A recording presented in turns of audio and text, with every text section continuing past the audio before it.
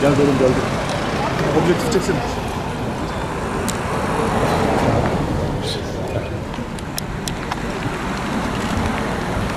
Hanımefendi bakın koşmayın. Beyefendi giriş yapıyor. Geri çıkın. Geri çıkın. Buradayım. Evet. Murat Bey.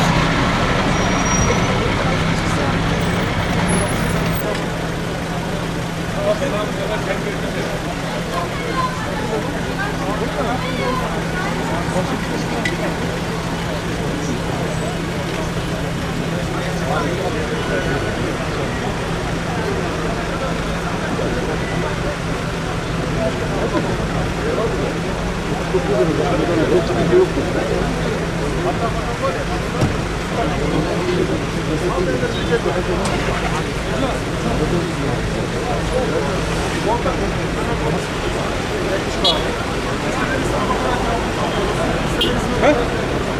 Tamam abi çık sen köşede, dışarıda köşede bekle. Oraya alacaksın. Burayı boşaltacağım.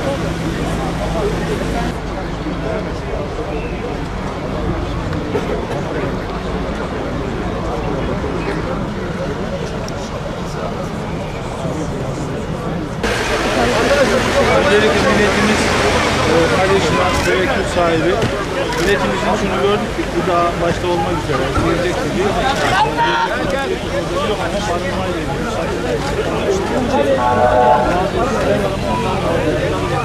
öncelikle sizlerle birlikte tüm Doğanşehirli kardeşlerime geçmiş olsun dileklerimi sunmak istiyorum. Ülke olarak gerçekten sancılı günlerden geçiyoruz. Sadece milletimizin değil, muhtemelen insanlık tarihinin en büyük tabii afetlerinden birisiyle karşı karşıyayız.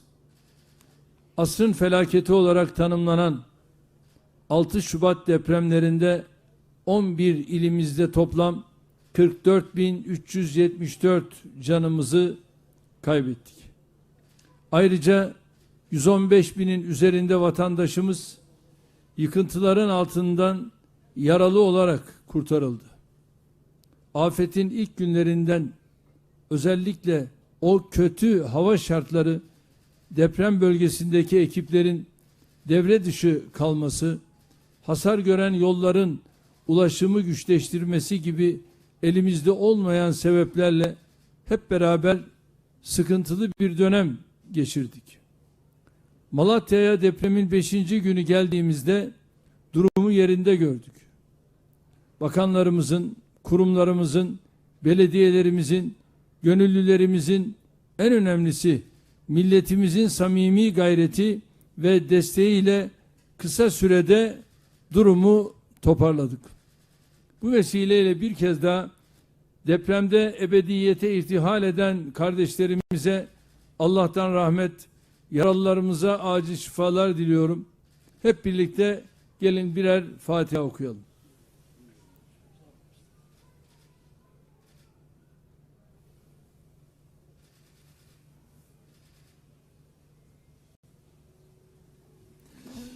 Malatya'mızın ve sizlerin başı sağ olsun. İlk depremin üzerinden geçen 23 güne rağmen her biri ayrı birer deprem büyüklüğüne ulaşan artçı sarsıntılar maalesef devam ediyor. Geçen hafta Hatay'da meydana gelen 6,4 ve 5,8 şiddetindeki depremler sırasında biz de Kahramanmaraş'taydık. Dün de öğle saatlerinde Malatya'da 5,6 büyüklüğünde şiddetli bir depremle sarsıldık. Zaten endişeli olan şehirlerimiz bu artçı sarsıntılar sebebiyle sürekli teyakkuz durumunda kalıyor. Hasarlı binalarda yeni yıkıntılara yol açan artçı depremlerde hayatını kaybeden ve yaralanan vatandaşlarımız oldu. Bilim insanları ülkemizde daha önce eşi benzeri görülmemiş bir deprem fırtınasının yaşandığını dile getiriyor. Şimdiye kadar meydana gelen irili ufaklı deprem sayısı 11.000'i buldu. En küçük bir ihmalin, hatanın veya umursamazlığın bedelini insan canıyla ödediğimiz hassas günlerden geçiyoruz. Bunun için bir kez daha deprem bölgesindeki vatandaşlarıma hasarlı binalardan uzak durmaları gerektiğini hatırlatmak istiyorum. Lütfen her ne sebeple olursa olsun canınızı tehlikeye atacak adımlardan imtina edin. Devlet ve millet olarak asrın felaketi karşısında asrın dayanışmasını sergileyerek engelleri aşmanın çabasındayız. Depremin hemen akabinde bölgeye gerçekleştirdiğimiz ziyaretlerde yıkımın boyutuna bizzat şahit olduk. Geçen haftadan itibaren başlattığımız il ve ilçe ziyaretlerimiz vesilesiyle sahada yürütülen faaliyetleri yerinde görüyoruz. Dün Adıyaman merkez ve Gölbaşı'ndaydık. Doğanşehir'den önce de Afşin ve Elbistan'ı ziyaret ettik. Her türlü ihtiyaçlarının karşılanmasında depremzedelerimizin yanındayız. Hane başı 10'ar bin liralık ödemeler sürüyor. Kiraya çıkacak hak sahipleri için 15 bin lira taşınma ve 3 ila 5 bin lira arasında kira yardımı yapıyoruz. Taşınma paralarının ödenmesine de başlandı. Depremde hayatını kaybedenlerin yakınlarına acil ihtiyaçlarını karşılayabilmeleri için 100'er bin lira veriyoruz. Geçici barınma ve gıda sorunlarının çözümü konusunda önemli ilerleme kaydettik. İlçemizde dağıttığımız çadır sayısı 3750'yi aşıyor. Sayısı 530'u bulacak konteynerleri belirlenen alanlara kurmaya başladık. Günde 3 öğün sıcak yemek veren 13 seyyar mutfağımızın faaliyetlerinin yanı sıra kumanya ve gıda dağıtımları da sürüyor. Ayrıca Doğanşehirli çiftçilerimizi 6100 ton yem, 164 hayvan çadırı, 162 branda göndermek suretiyle destekliyoruz. Kardeşlerim, depremin yıktığı altyapıyı hızla onarmak için yoğun çaba sarf ettik.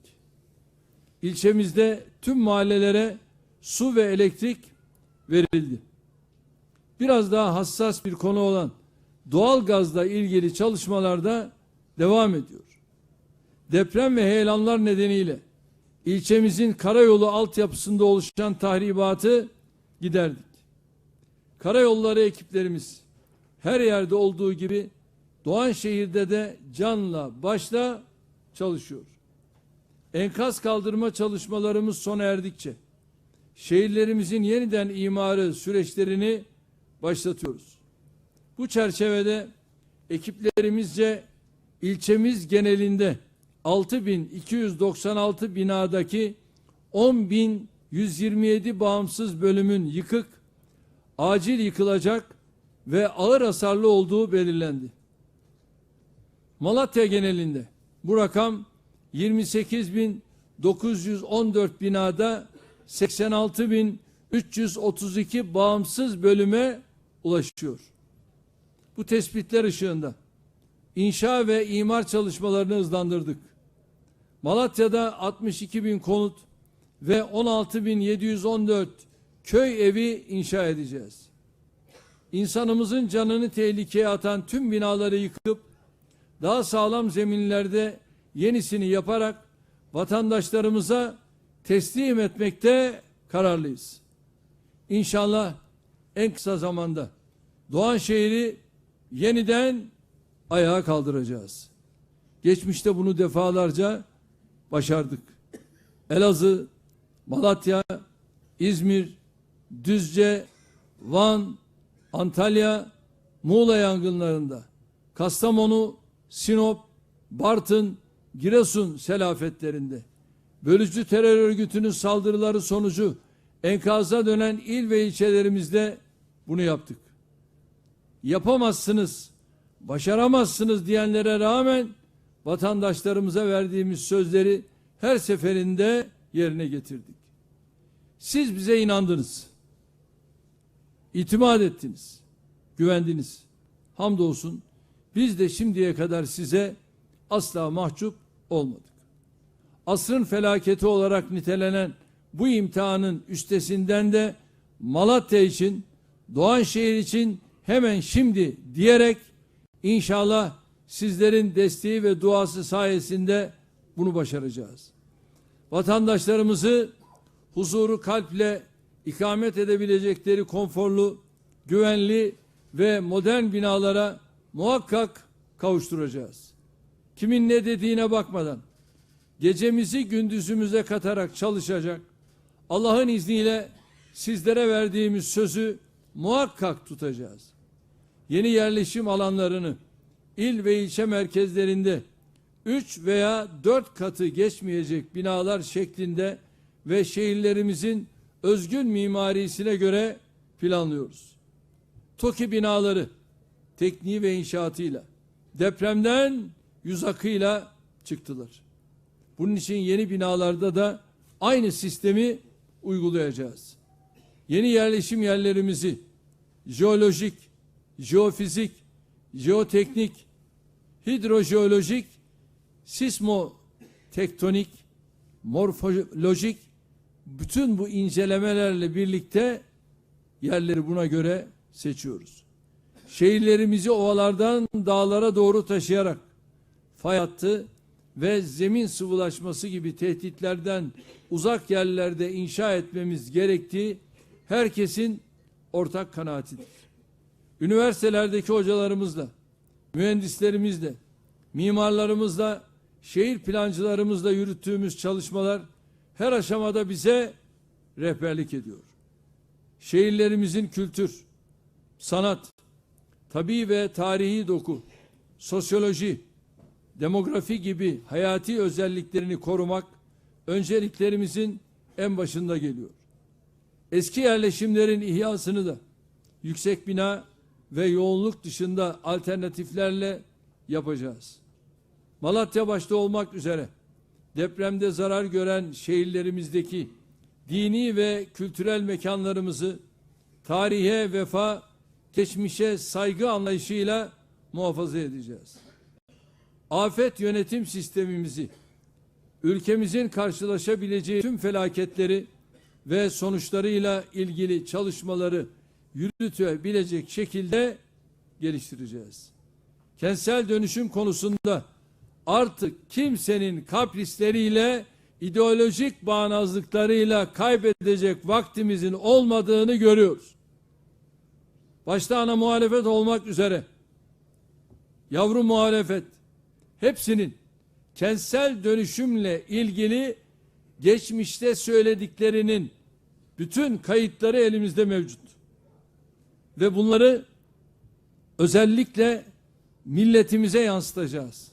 Tekrar tekrar izleteceğiz ve kentsel dönüşümle ilgili dün bunlar neler söyledi, bugün neler söylüyor. Bak onun bedelini ödüyoruz. Artık bu bedeli kimsenin bu millete ödetme hakkı yok. Ve bunu da başaracağız. Bugüne kadar tecrübelerimizi ve karşılaştığımız engelleri göz önüne alarak kentsel dönüşüm projelerini mümkün olan en kısa sürede bitirecek öyle bir modele yöneleceğiz. Depremlerin hayatımızın bir gerçeği olduğunu unutmadan hazırlıklarımızı süratle tamamlamak için ne gerekiyorsa yapacağız. Elbette bu arada 6 Şubat depremlerinin yaralarını sarmak için var gücümüzle çalışacağız. Malatya'da iş yerleri yıkılan veya kullanılamaz hale gelen çok sayıda esnafımız var. Hepsini de biliyoruz ve onların da yaralarını saracağız. Allah'ın izniyle bir yıl içinde depremde yıkılan şehirlerimizi konutundan iş yerine her şeyiyle yeniden ayağa kaldırmayı hedefliyoruz.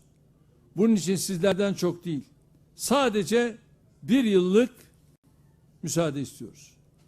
Türkiye'de bu işi bizden daha iyi, daha hızlı, daha adil yapabilecek başka kimsenin de olmadığına inanıyoruz ve bunu Van'da, Bingöl'de, Elazığ'da, İzmir'de bütün buralarda icra ettiğimiz o konutlarla benim halkım biliyor. Rabbim yar ve yardımcımız olsun diyorum. Rabbim bizleri bir daha böyle musibetlerle sınamasın diye dua ediyorum. Sizleri en kalbi duygularımla tekrar selamlıyor. Hepinizi Allah'a emanet ediyorum. Kalın sağlıcakla.